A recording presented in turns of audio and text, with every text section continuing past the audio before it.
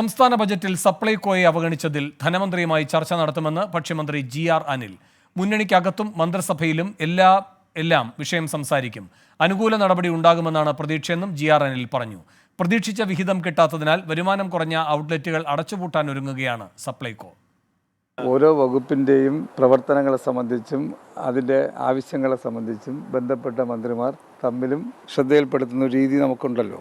അത് അല്ലാതെ ഒരു പരസ്യ പ്രതികരണം അതിന് നല്ലതല്ലെന്ന്. എന്തായാലും മന്ത്രി എന്ന നിലയിൽ ഞാൻ അത്തരം വിഷയങ്ങൾ ധനകാര്യമന്ത്രിയുമായി ആവശ്യമായ ചർച്ച നടത്തും.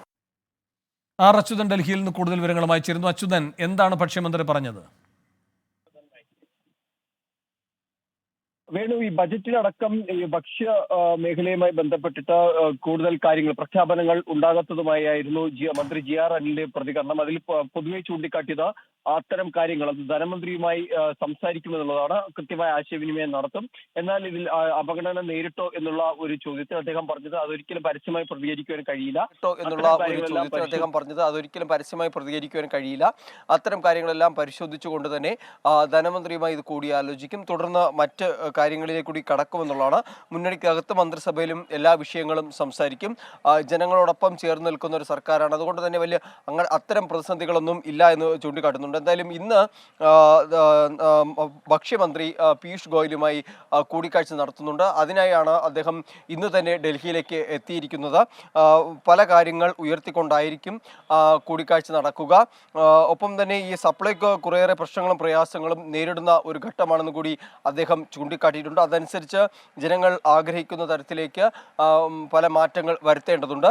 ജനങ്ങളുടെ മനസ്സിൽ സർക്കാരിനെ കുറിച്ച് ഒരു പ്രതീക്ഷയുണ്ടെന്നും അതിനായുള്ള പ്രയത്നം തുടർന്നും ഉണ്ടാകുമെന്നാണ് പറഞ്ഞിരിക്കുന്നത്. എന്തായാലും ഈ നിലവിലെ ബജറ്റുമായി ബന്ധപ്പെട്ടിട്ടുള്ള പ്രതിസന്ധികൾ പ്രശ്നങ്ങളിൽ ആ ധനമന്ത്രിയുമായി സംസാരിച്ച് തന്നെ അതിനൊരു പരിഹാരം കാണുമെന്നാണ് മന്ത്രി GR അനിൽ വ്യക്തത വരുത്തിയിരിക്കുന്നത്.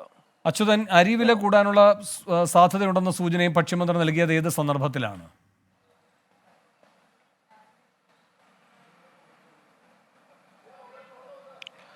തീർച്ചയായിട്ടും ഈ ബജറ്റിന് പിന്നാലെയാണ് അത്തരം വാദങ്ങൾ തന്നെ ഇതുമായി ബന്ധപ്പെട്ട് ഉയർന്നിരുന്നത്. അത് പൊതുവെ ആ സാഹചര്യങ്ങൾ, അതായത് ഈ ഭക്ഷ്യവില, അരിയുടെ അടക്കം വില കൂടും, അതിനുള്ള പല കാര്യങ്ങൾ, അതായത് ഈ കേന്ദ്രം പലതരത്തിലുള്ള ഇടപെടലുകൾ ഇതുമായി ബന്ധപ്പെട്ട് നടത്തുന്നുണ്ട്.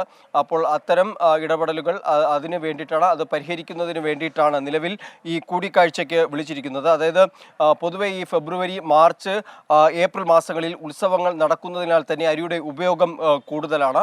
അപ്പോൾ അത് ഇതിനൊരു കാരണമായി മാറുന്നുണ്ട്. പിന്നെ ഇത്തവണ ഈ OMS സ്കീമിൽ സർക്കാർ പങ്കെടുക്കരുത് എന്ന ഒരു കേന്ദ്ര നയം അത് പൊതുവെ ഒരു പ്രതിസന്ധി ഉണ്ടാക്കിയിട്ടുണ്ട്. ഇതൊക്കെയാണ് പൊതുവെ ഇത്തരം അരിയുടെ വില കൂടുവാനുള്ള സാഹചര്യങ്ങൾ. ഈ OMS സ്കീമിൽ സർക്കാർ പങ്കെടുക്കരുത് എന്ന കേന്ദ്ര നയം, അതിൽ ആ കേന്ദ്ര നയം പിൻവലിക്കണം എന്നൊരു ആവശ്യം ചൂണ്ടിക്കാട്ടിക്കൊണ്ട് തന്നെയാണ് മന്ത്രി GR അനിൽ ഇന്ന് കേന്ദ്രമന്ത്രിയെ സമീപിക്കുന്നതും ഈ കാര്യം ആവശ്യപ്പെടുകയും ചെയ്യും. മറ്റു സംസ്ഥാനങ്ങളെ പോലെയല്ല കേരളത്തിനെ സംബന്ധിച്ച് ഈ അരിയുടെ ഉപയോഗങ്ങൾ അടക്കമായിരുന്നാലും അത് കൂടുതലായി ഉപയോഗിക്കുന്ന ഒരു സംസ്ഥാനമാണ്. അപ്പോൾ അതുകൊണ്ട് തന്നെ അതിൽ കാര്യമായി ഇടപെടൽ ഉണ്ടാകണമെന്നൊരു ആവശ്യം മുന്നോട്ട് വയ്ക്കും. കേന്ദ്രമന്ത്രിയെ കണ്ട് ആ നയം മാറ്റണമെന്നൊരു ആവശ്യമാണ് പൊതുവെ GR അനിൽ ഉന്നയിക്കുക. ശരി, അച്യുതനാണ് ഡൽഹിയിൽ നിന്ന് വിവരങ്ങളുമായി ചേർന്നത്.